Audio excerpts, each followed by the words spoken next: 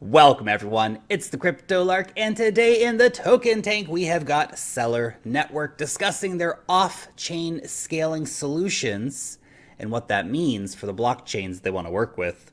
So let's get into it.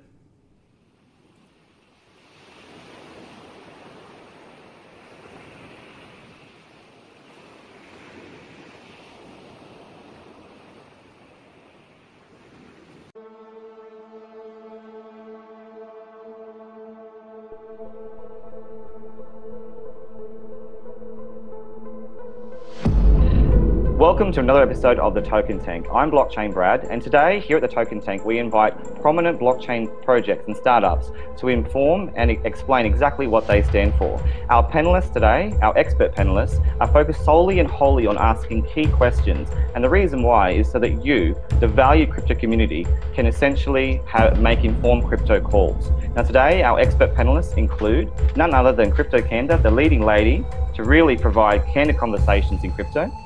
We also have the Crypto Lark, who essentially is so much more than just the Lark of blockchain. And we also Andrew from Altcoin Buzz, here to really explicate what quality ICOs stand for. So thank you all of you for being here today. Now, we are really here essentially to talk to Dr. Mo Dong. He is the co-founder and the CEO of the Celer Network. So who better to really explicate what they stand for than someone who's leading that team? So let's get stuck into it. Let's explore exactly what they're about. And let's start with scalability itself. Now, Mo, I want to talk to you about exactly what your slogan is. It says that you are essentially all about trying to bring a scalability by using the internet level scalability essentially to the blockchain. More specifically, celeritas is Latin for speed. So let's start trying to understand two things. One, what's the current problem related to scalability generally in the blockchain space, and why are you really changing the way in the terms of scalability and speed?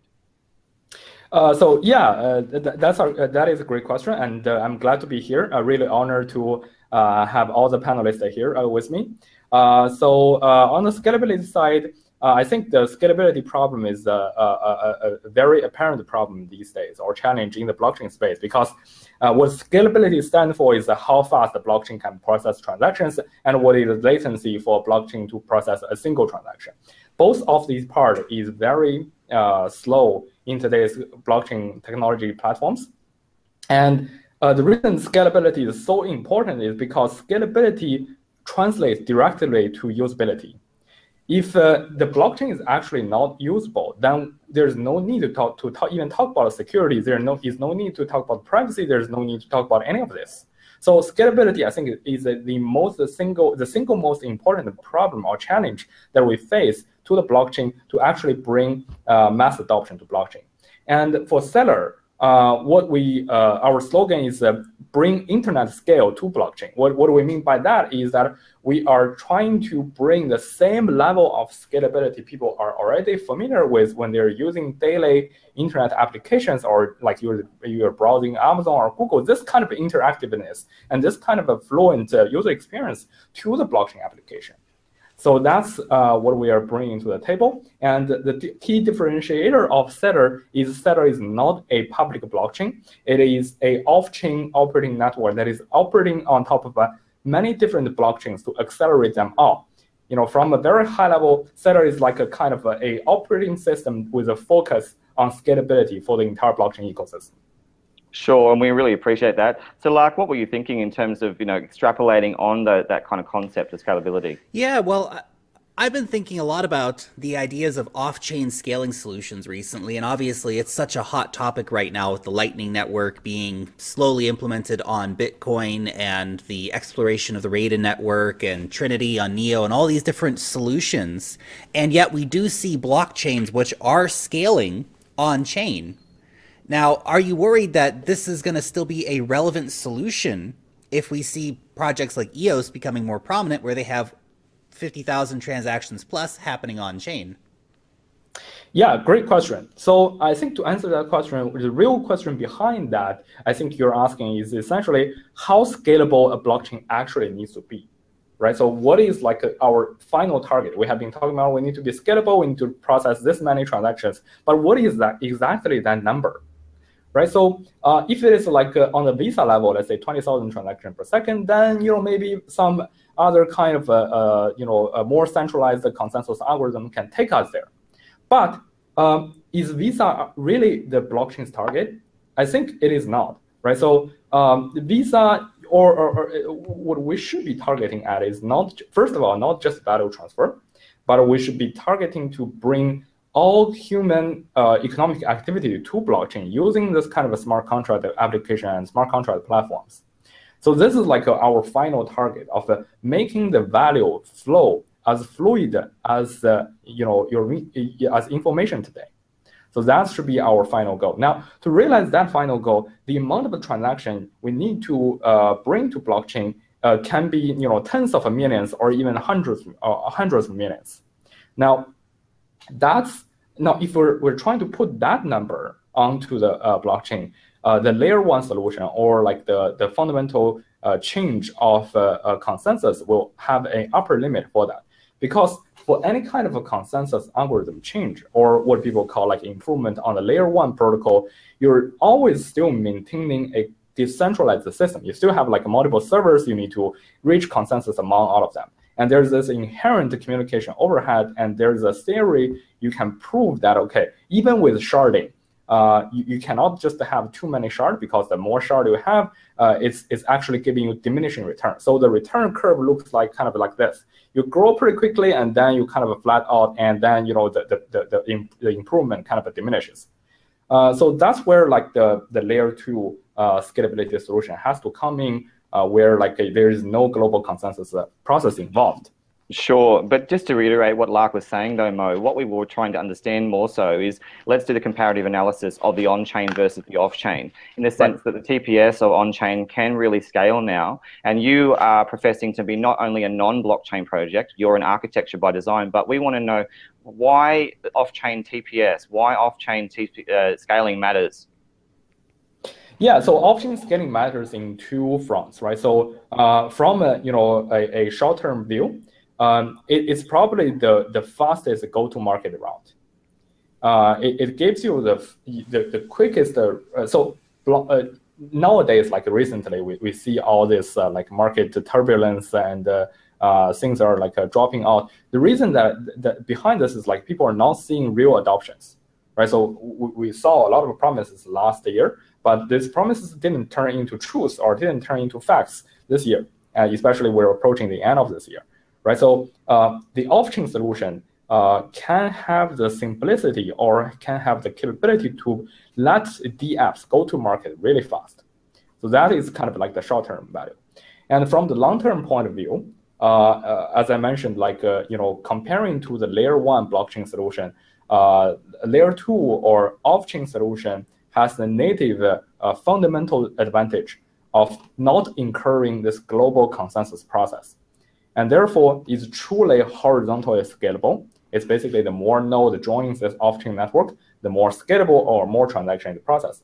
And more importantly, it can handle this kind of very interactive transactions, right? So basically, if we want to run any kind of interactive applications on blockchain, we really need off-chain solutions. Right. So you're actually partnering with a few on-chain solutions, correct? So Quarkchain, Qtum. Can you explain some of the benefits that actually has to Celer Network? Yeah, so we are partnering with several on-chain solutions. So the first one is obviously Ethereum. There's like no partnership per se, but like we're working with the top researchers on Ethereum in the Ethereum community, including L4 Ventures, which is like a firm set up by a prestigious Ethereum researchers, and they are directly funded by Ethereum Foundation and Vitalik. Basically, so we're working a lot with them to try to define the open standard or community standard for off-chain scaling for Ethereum, and we are also working with Dfinity. Noticeably, recently we made the announcement, and the reason that we're working with all these different public blockchain is because first of all, we want to make sure that from architecture point of view, Celer is blockchain agnostic.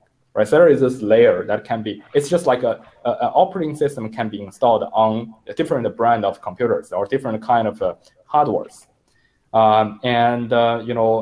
That's the first goal. And second is that we really want to see or experience what it means to develop on different kind of blockchains, and therefore also like choose the public blockchain, help the public blockchain that helps us most. So that's kind of our vision, that we're kind of becoming the narrow wrist of this entire. We're trying to become the narrow wrist of this entire ecosystem, where on top of Celer you have different kind of applications, and below Celer you have different kind of public blockchains. So and hopefully Celer can become this kind of entry point for all blockchain applications. Great. So as far as user interaction with your network, I watched the application demo where you guys did the mobile app, which was very impressive, by the way. But so will users know that they're using the network, or will it just be something that's sort of integrated in? Is there another interface? How exactly will people be using your network on a day-to-day basis? Yeah, this is an excellent question, right? So the user experience of blockchain has been a challenging one, and the user experience of off-chain platform is even more challenging than that. So what we aim to do is that we are trying to again give people the look and feel of using internet. Think about how you use internet. You basically call Comcast and say, okay, give me an internet connection, and boom, you have internet. And then you can use like on internet you can have like different applications, like you can do Google, YouTube, and all that. For Celer, we are trying to achieve the same goal, where from the end user's point of view, using Celer should be really simple. That they will just be depositing or creating a connection towards the Celer network, and after the connection is established, it's just like you're connecting a Wi-Fi network.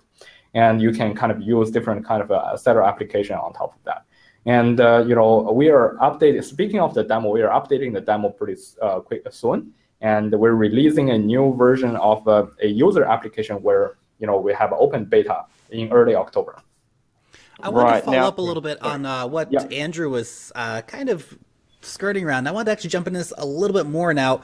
You didn't mention Bitcoin. Lightning Network is coming to Bitcoin, and it's already on, being tested with Litecoin, for example, and some others.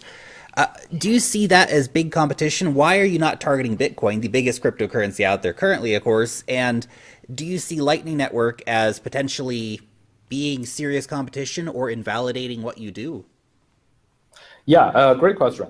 So first of all, from a competition point of view, I think infrastructure technology has to have something to compete for, right? So I think the interesting thing is that what are we competing for? There hasn't been any like application that's starting to even consider or starting to actually full scale building on layer 2 network. So whoever gets the application or whoever creates the market is a success. And is a success for the whole layer 2 or whole off-chain space. So that's my view on the competition front. But for the specific of Lightning Network and the Raiden Network, so we have many differences in terms of technology and also economic construct. For the technology front, we are not only supporting payments, but we are also supporting off-chain smart contract. This is something that no one does. And on the performance side, we have a routing algorithm that can route your payments through this kind of a off-chain state channel network with 10 times or to 15 times higher performance comparing to traditional, previous work, basically. Right, and Ron, I just want to jump in there and ask you about that. Now, you've explained very clearly in previous interviews that you do have that C ecosystem, that C economy. That represents well with the whole concept that you represent being about speed in Latin. But I want to talk to you specifically about enterprise in relation to what Lark's talking about, because obviously if you are going to really represent a really doable and functional off-chain solution, you are going to need to have enterprise connections well and truly built into your plan. What are you doing in the sense of trying to build out this effective off-chain solution in the business domain? Yeah, good question. So I think for the enterprise solution part, the real question is that, so if we're talking about enterprise market, the first thing we need to answer is what are we selling, right? So what is the product to enterprise? On that front, I think no one has figured it out. And our view of that is that we're going to sell the, or not we're selling, because we're a community project, right? So we're going to promote or create this easily deployable router software. So whoever are interested in becoming this payment or off-chain service provider can just easily use the pre-built or production-grade software that we have and start to accept the customers to connect to that. So that's kind of like, from first of all, the product point of view.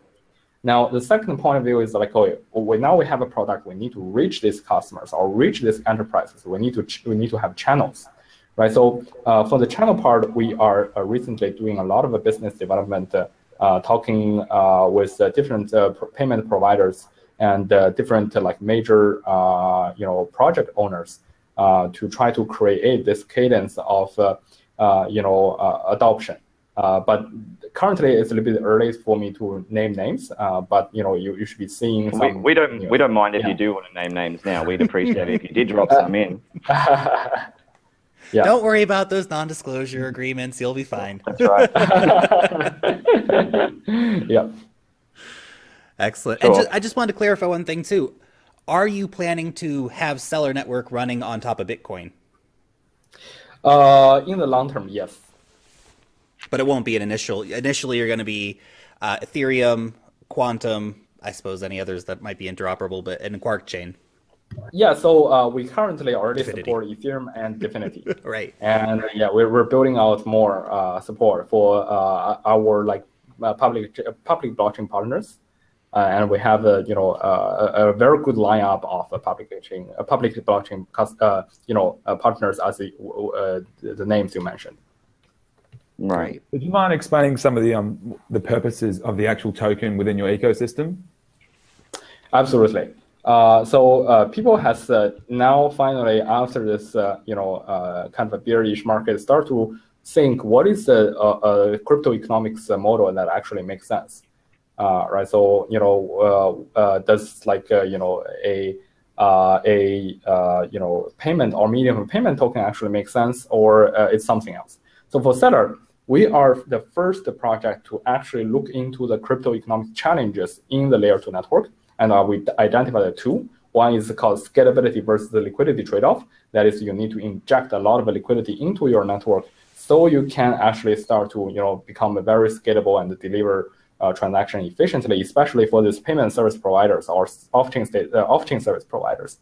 And the second is that to maintain the security of the system, you have to have someone to watch your state or watch end users or IoT devices state when they're going offline or when they're entering into the power save mode. Right, so these two crypto economic challenge, or these two kind of a technical challenge, cannot be solved by just simple technical solutions.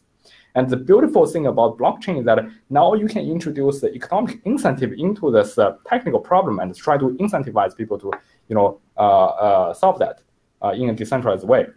So we solve the liquidity shortage problem by incentivize people to lock their liquidity into the system and get Celer token as a reward. And the Celer token is then used in the liquidity backing auction as the priority token to incentivize the people who has previously provided the liquidity. Mm-hmm. And then the Celer token is also used as a work authorization token in the state guardian network, which whose purpose is to help people protect their state when they're not online. And the state guardian network's participant or the members will receive, of course, payment fee or service fee from the users who are waiting or to pay for these for this security guarding services. So that is kind of a very high-level overview, but we kind of covered the entire life cycle of off-chain scaling with this economic model. And that's all in the seed economy model, all those token utilities, all those functions are in the C economy model for the project? Yes. Yeah. Yep. So on the top of liquidity, I'm interested in your proof of liquidity commitment mechanism and kind of how that's going to help support liquidity and functions on the network. So if you could explain that a little bit too. Sure. So proof of liquidity. So we need the liquidity for the network to run. Now, the first thing that is the liquidity has to come from somewhere. Right, so there are some people need to commit liquidity into the system, kind of lock the liquidity, saying that, okay, my money is going to be used in no other place but potentially in Celer network. So how do we achieve that is to create this proof of liquidity commitment mining process. It's a virtual mining process where you basically tell the system to say that, okay, I have $100 and I want to lock this into a Celer system for 2 weeks. And Celer system, you just lock that into a smart contract constructed by us, and you will receive Celer token as a reward. Now, how much Celer token you receive as a reward is determined by this concept of virtual mining power. And virtual mining power is calculated as the amount of liquidity you locked times the time length or time span of your commitment. So if I commit $1 for 3 days, I have like mining power of 3. If I commit $1 for 5 days, I have mining power of 5. And the newly generated Celer token will be distributed proportionally according to this mining power. Now, the immediate next question is that why do I want to do this, right? So what's the use of the Celer token, right? So okay, I'm committing my liquidity, I'm spending the opportunity cost, I'm getting Celer token, now I want to use that. Now, Celer token is then using the liquidity backing auction process and also in the state guardian network.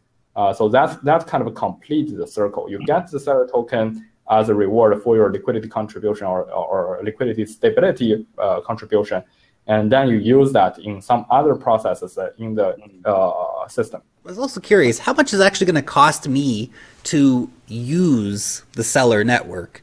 If I'm going to be using that as my off-chain solution to send a transaction, how much additional am I going to need to actually be paying? What kind of transaction fees can I expect here? Yeah, so that's a good thing, right? So using off-chain solution is always going to be cheaper than using on-chain solutions in most of the cases. So the transaction fee for sending, let's say, $1 today on the Ethereum blockchain, I just checked it now. It's about like a $0.25 transaction fee. So it's about 25% transaction fee if you think about it. Now, sending that in the reason for that is because blockchain doesn't care like whether you're sending $1 or 100 million. It's just the same kind of data.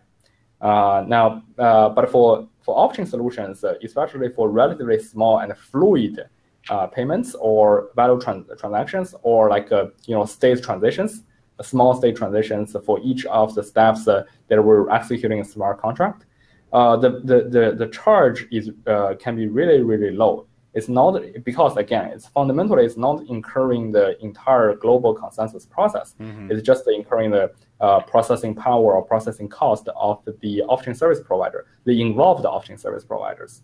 So that's why it is fundamentally cheaper. So it's always going to be cheaper.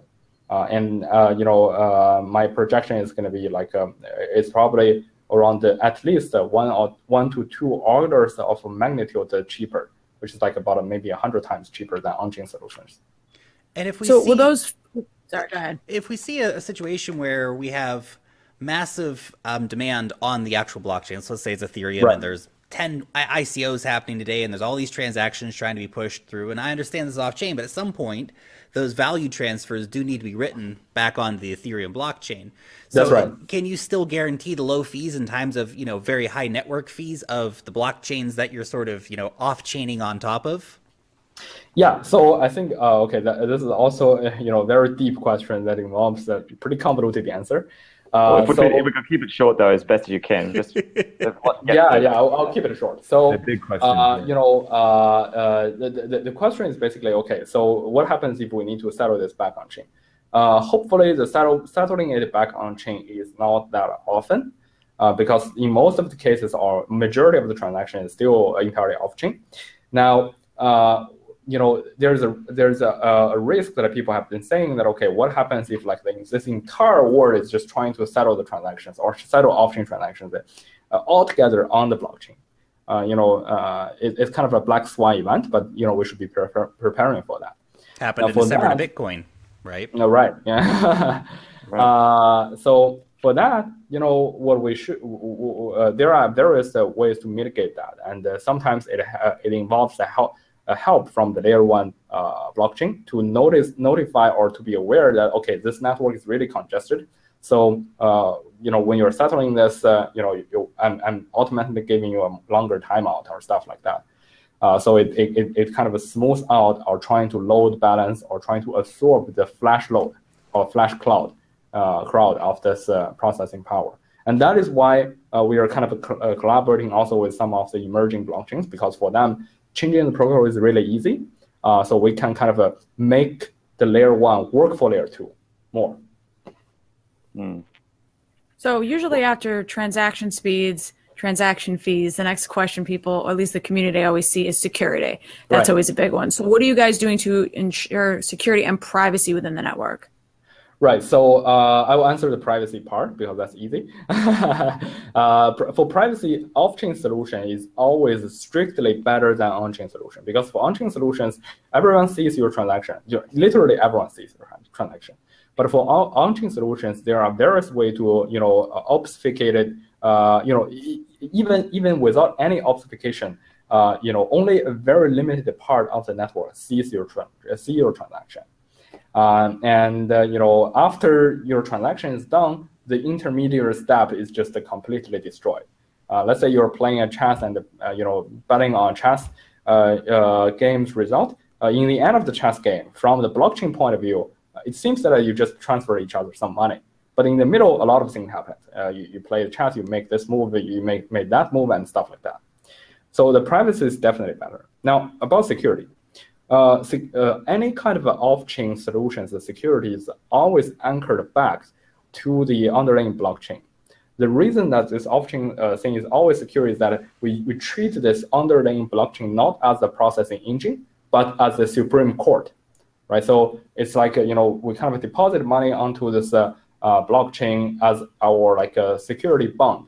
And then, holding this bond, we're doing all sorts of off-chain transactions. And at the end, we want to kind of revert to the blockchain.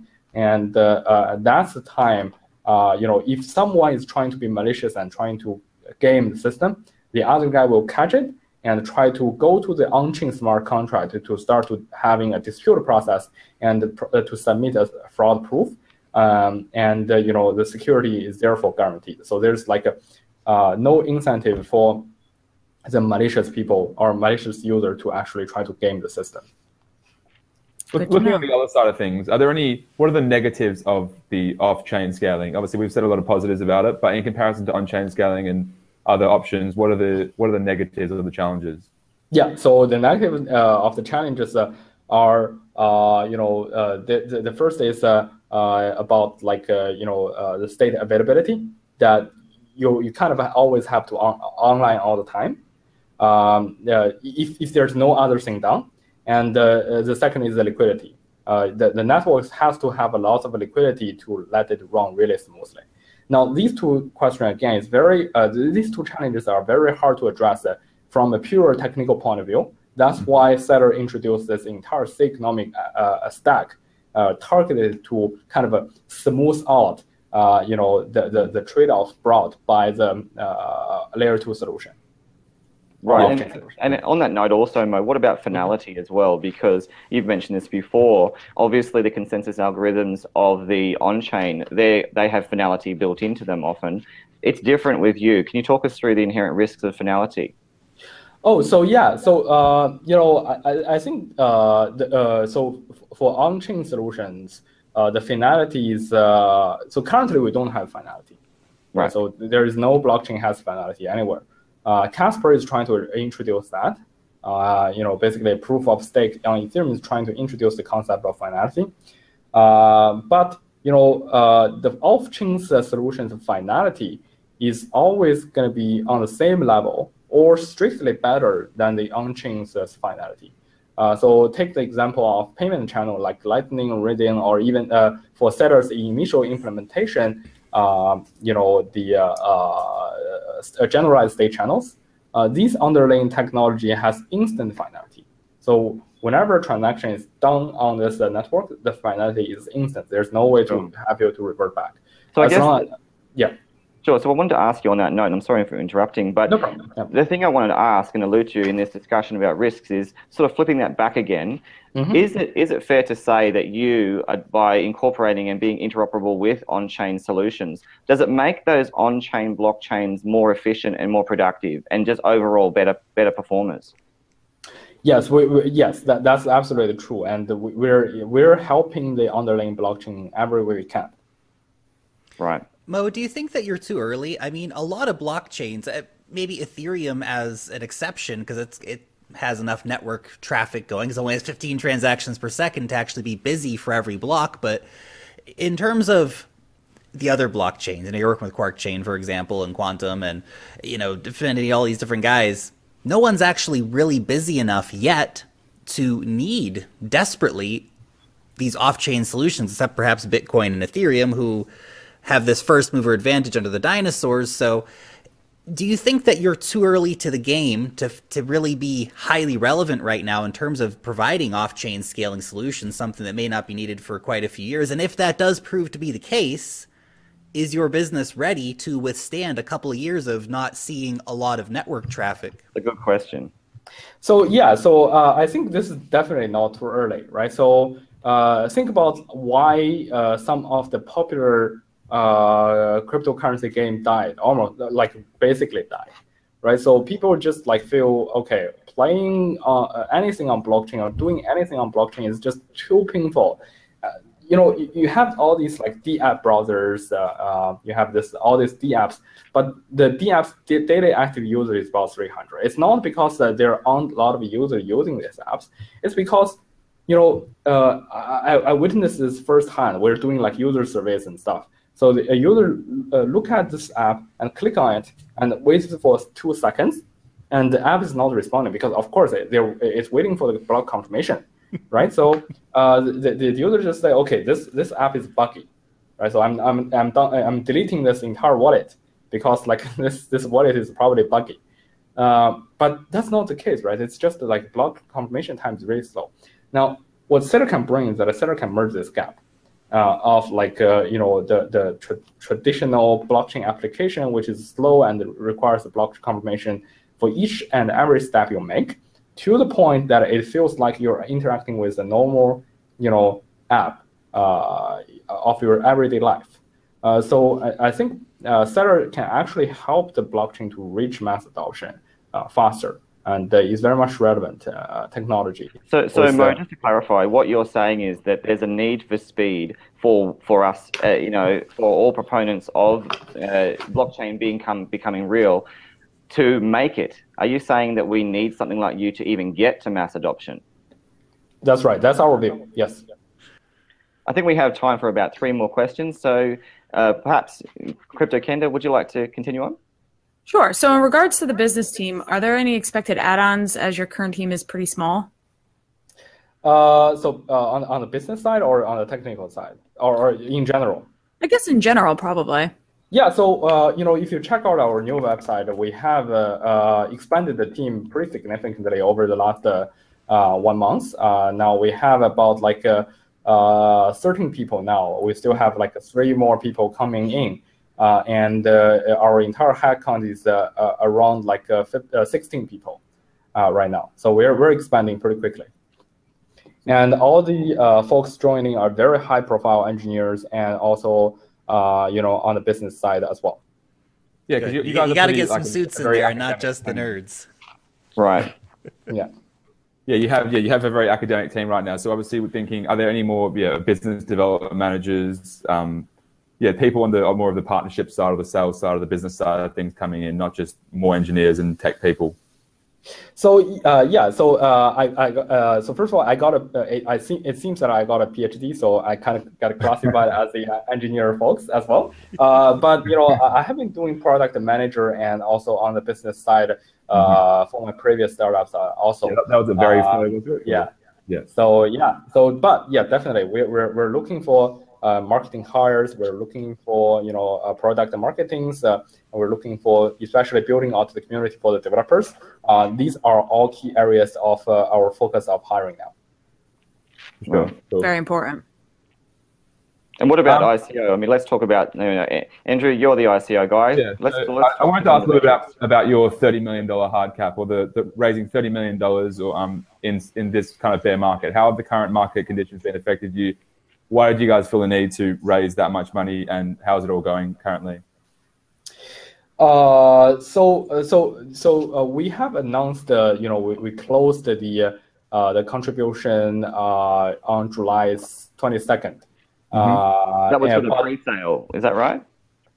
Right, but regarding ICO, I'm not allowed to talk about the ICO on the YouTube channel directly. So sure. sorry about that. And Mo, I'm sorry, but I'm going to keep pushing on this one because one of the things that we really do need to have a bit more transparency on is the metrics themselves. And the reason being is because essentially when people jump into blockchain, they're not just jumping in for speculation. They're actually doing their DD, and they need some of this information to really make informed decisions. So what can you tell us? Obviously have just issues of disclosure right now, but for the audience who are literally asking these questions in your Telegram, what can you tell them in terms of what to expect in the future, even dates?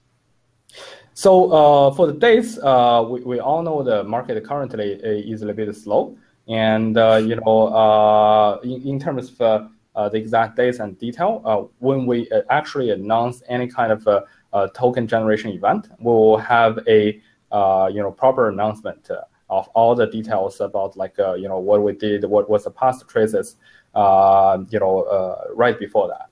And sure. Yeah.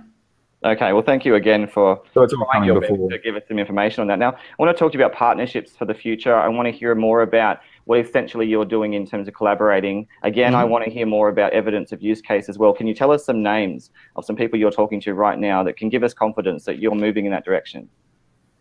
Yeah, definitely. So we are talking with a lot of great projects right now. We recently announced with Dfinity, L4 from Ethereum. They are all very high-profile projects and researchers.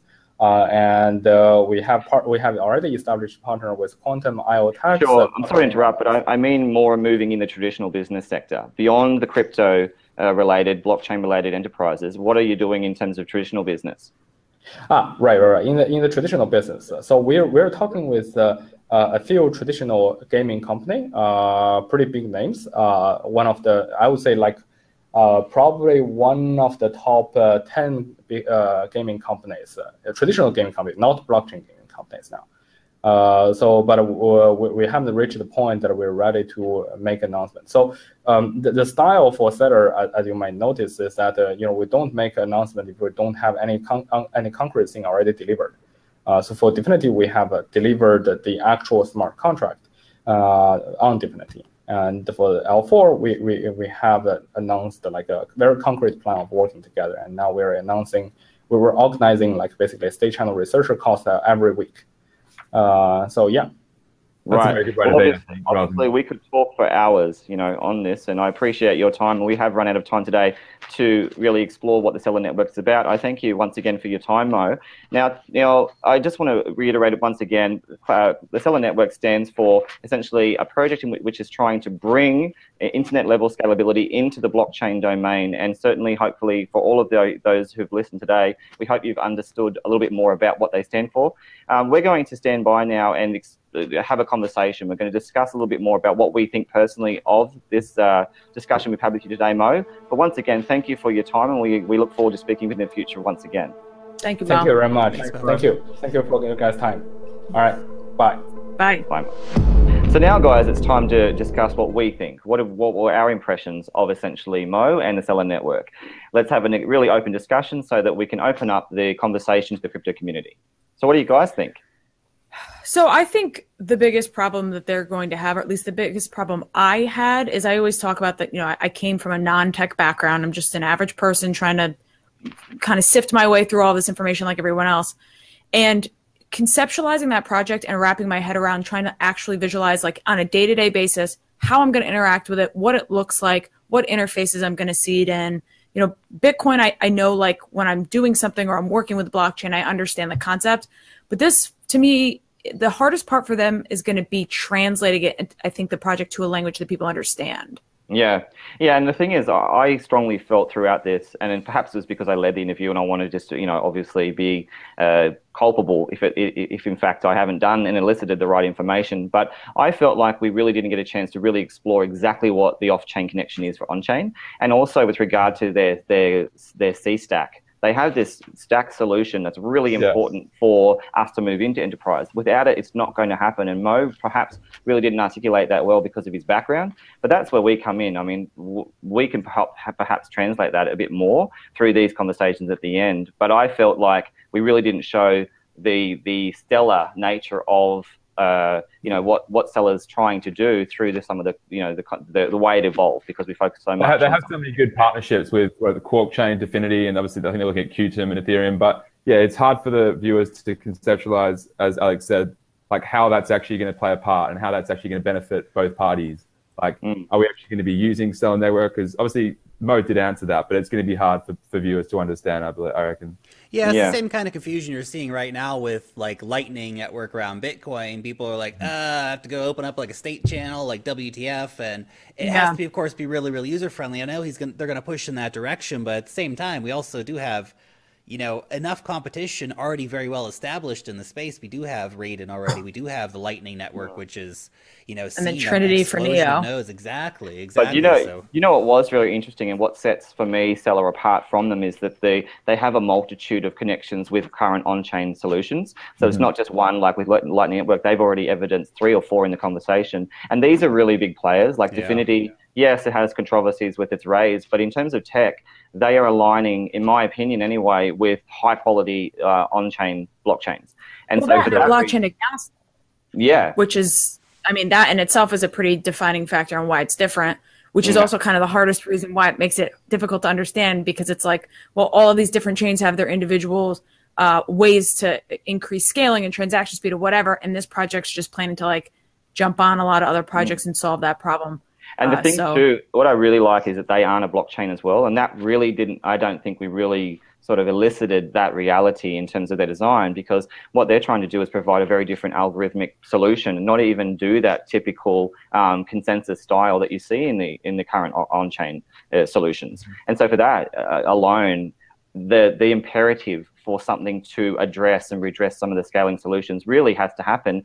And from what I can perceive so far, there's nothing necessarily better out there than Celer in trying to do this right now. I think they've done pretty good uses for the token utility under the C economy and the liquidity backing options, and obviously, the liquidity versus availability issues. I think they've actually found a pretty good use case for it as well. Yeah, and the payments as well. I mean, a lot of the things that they're trying to do, one of them is actually facilitate and support payment solutions, which is like one of the key use cases. And what I really liked at the end is he talked about the practical use cases like gamification, because that, from many different experts I've talked to, they've always said that gaming is one of the really good indicators of a movement in the right direction. And if they are aligning with, as Mo has said, big gaming companies, and that's a good indicator that this is not just all spiel and all a sales pitch. Smoke and mirrors. Right. As Mo said, they only like releasing partnerships once they've got proper strategic partnerships. I value that.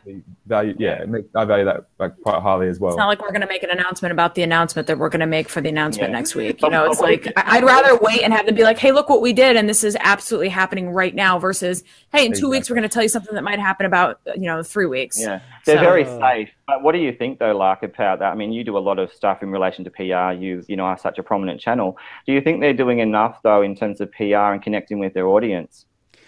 Not yet. I don't think so. But at the same time, I feel like they're connecting with the businesses, which is definitely an important step in terms of, getting that excited community behind them.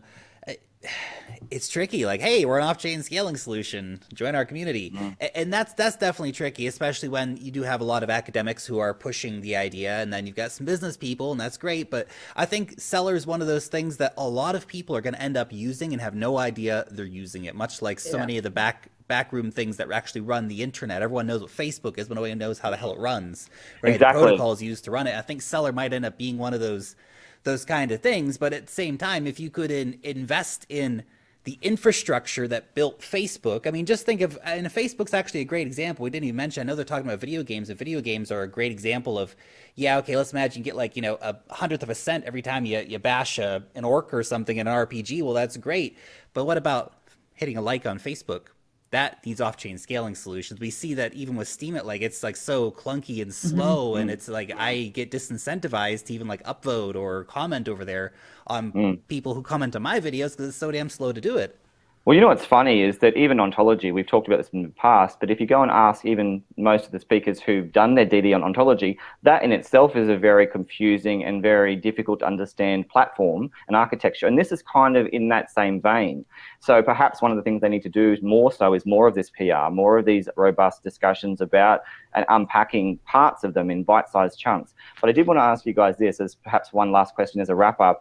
What are you thinking about their reticence to really discuss their tokenomics, to discuss their pricing? They're being they're holding it back, but as long as they do release it before the crowd sale and that it gives the investors a chance to obviously do their due diligence and obviously learn about it, I think that's probably good enough. Mm-hmm. Well, they've posted that they're going to do some sort of event that's in their Telegram, so people are aware that that is possible. I just wonder, though, with regard to transparency and the imperative of all the information being out there, because people do invest from the outset, that's how they regard it in the beginning, because they use every bit of information to decide if they're going to support it. So is it reasonable that they don't release this information, for people like us, for everybody out there who are trying to understand it? I'm going to give them the benefit of the doubt based on how they're dealing with their partnerships and the fact that they're definitively just choosing to release information when it's solid and say that this might just be culturally like within their company, the way that they work. Like it may just make the most sense for them. And there's nothing wrong with that. Like Andrew said, as long as they do it beforehand, they give people time and people can educate themselves. And I think that's fine. And it's different than what we're used to seeing, but different doesn't mean bad or wrong. It just means different, right? So, I mean, who knows? We've seen lots of other players do this too, and it depends so much on their legal team and who they're talking to, because there is not a lot of direct, strict, clear regulation around so much of what's going on in the ICO space. So many lawyers are just telling them to play it like as safe as possible and say nothing that can get us into trouble later. Yeah. Basically. Absolutely. Well, guys, I think that wraps it up for us for the next episode of the Token Tank. Obviously, for all those who've just subscribed or just connected with us, welcome to the Token Tank, and we certainly will be really showcasing more key projects in the future. But right now, if you'd like to leave a comment, don't hesitate. We really do value everything that you say, so drop it down below. But on behalf of all the members of the Token Tank, thank you very much for your time. And personally, I'd like to acknowledge the expert panelists of the day. Thank you very much to Candor. Thank you very much, Lark. Thank you, Andrew from Altcoin Buzz. We look forward to looking into deeper projects, really exploring what the blockchain has to offer. And until next time, it's Blockchain Brad signing out. Thank you very much. Thanks so much for watching today's episode of the Token Tank. Check out the playlist just next to me here if you want to see some more episodes. Join the conversation over on Telegram, Twitter, or Steemit. Long live the blockchain, and peace out till next time.